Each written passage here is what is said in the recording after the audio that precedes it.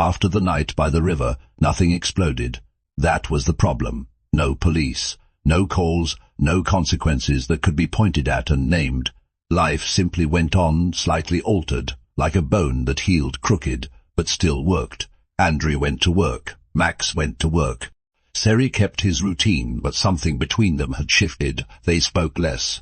Not because they were angry, because they were careful. At the store, Andrew felt strangely calm. Customers were predictable. Problems were solvable. Mistakes had receipts. He stayed late without being asked. "You don't have to," the manager said one evening. "I know," Andrew replied. "I want to." The manager studied him. "Running or hiding?" he asked.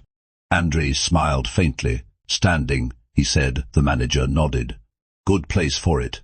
Max stopped texting first, not out of pride, out of shame. At work he did what he was told. No jokes, no shortcuts at home. He stared at the ceiling, replaying that car ride over and over. He didn't blame Siri. He didn't blame Andrew. He blamed himself. And that was heavier than anger. When Andrew texted, "You good?" Max replied hours later, "Yeah, just tired." It wasn't a lie, just incomplete. Siri carried it differently. He moved through the city with a new tension, shoulders tight, eyes scanning. He hadn't told Andrew what he'd paid to get Max out. He didn't plan to. Some debts weren't meant to be shared. When an old contact called, Seri didn't answer. When the phone rang again, he turned it off. For the first time, avoidance felt like strength. She noticed the distance before Andrew did. "You're quieter," she said during a short walk. "I'm thinking," he replied. "That's what I mean." They sat on a bench, not touching. "My father asked about you," she said casually. Andrew stiffened. "What did you say?" "That you're busy," she replied. "Which is true." He nodded. She watched him carefully. "Are you pulling away?" He considered lying. "No," he said. "I'm just holding things together." She sighed softly. "I don't want to be another thing you hold." That stayed with him longer than he admitted.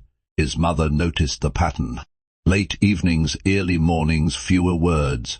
"You don't eat," she said one night. "I do." "You sit at the table," she corrected. He smiled weakly. "I'm okay." She didn't argue. "Instead," she said quietly, "don't build a life so tight that there's no room for people." That felt like advice and warning. The break came quietly. Andrew missed a call from her during a late shift. He saw it an hour later. By the time he called back, she didn't answer. He didn't panic. Not yet. The next day she cancelled their plans. "Rain check," she texted. Something in that phrase felt final. Max saw Andrew across the street, laughing with a co-worker, relaxed in a way Max hadn't seen in weeks. He felt relief. Then distance. "He doesn't need me right now," Max thought, and didn't know whether that hurt more than rejection. They finally talked on a Sunday evening. Not a fight, a slow unraveling. "I feel like I'm not in your life," she said calmly. "You are," Andrew replied. "Where?" she asked. "Between work and survival." He didn't answer. She nodded. "That's an answer." He tried to explain, about pressure, about friends, about consequences. She listened, then said quietly, "I don't want to compete with your past or your future." "I'm not asking you to," he said. "But you are," she replied. They stood there, the city humming around them. No drama, no accusations. Just two people realizing timing mattered. Siri found Max at the gym, punching a bag harder than necessary. "You're avoiding him," Siri said. Max didn't stop. "I'm giving space." "That's not the same," Siri replied. Max finally stopped, breathing hard. "He's building something," Max said. "I don't want to be the crack in it." Siri looked at him. "You're not," he said. "You're part of the foundation." Max laughed bitterly. "Foundations don't move." "Exactly," Siri said a week later. She said it out loud.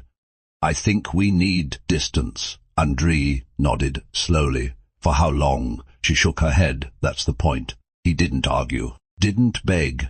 "I don't want to lose you," he said honestly. "I don't want to lose myself," she replied. They hugged briefly, carefully. Not an ending, a pause that night. Andrew walked home alone, not abandoned, not defeated. Just Quieter, he realized something he hadn't expected. Distance wasn't punishment. It was space for everyone to decide who they were becoming. And sometimes the hardest part of growth was letting things breathe without knowing if they'd come back. He unlocked the door, stepped inside, and turned on the light. Life didn't stop. It just asked for patience.